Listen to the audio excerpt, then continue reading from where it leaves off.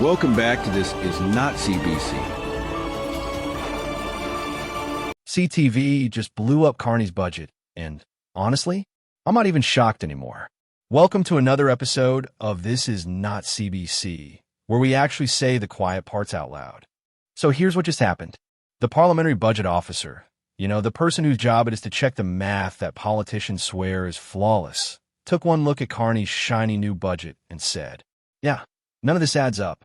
The government's out here bragging about a $1 trillion investment boom, promising the moon, the stars, and a productivity miracle.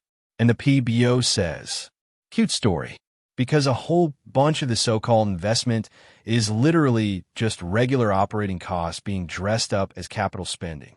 It's budget cosplay. And then CTV stepped in today and absolutely roasted them.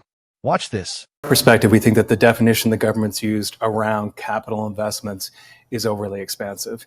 And in particular, they've thrown some things in there, some categories of spending, which other jurisdictions in other countries would not typically include.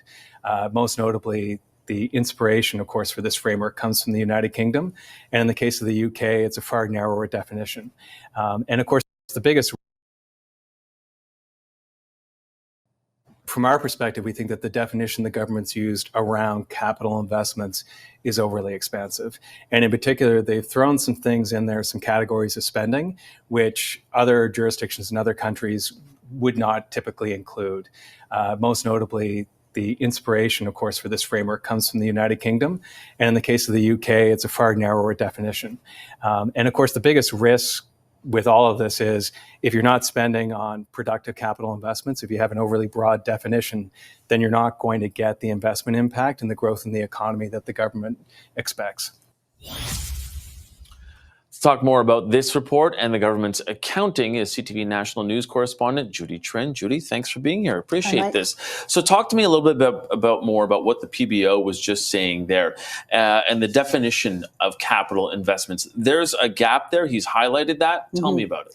Well, the capital investment definition is basically long-term investment into things like major projects, into infrastructure, into massive defense procurements. That gap is almost $100 billion. We're going to put up a graphic for you.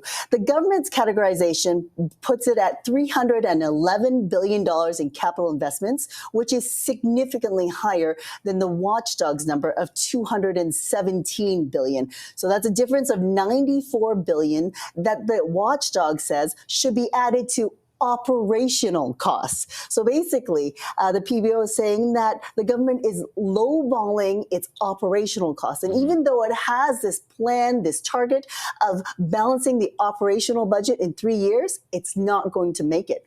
CTV basically said the Liberals aren't just optimistic. They're lowballing their own costs to make the budget look cleaner than it is. So while they tell Canadians, don't worry, everything's under control, the independent numbers say, no, it's not. And Carney's camp, their message is basically, trust us.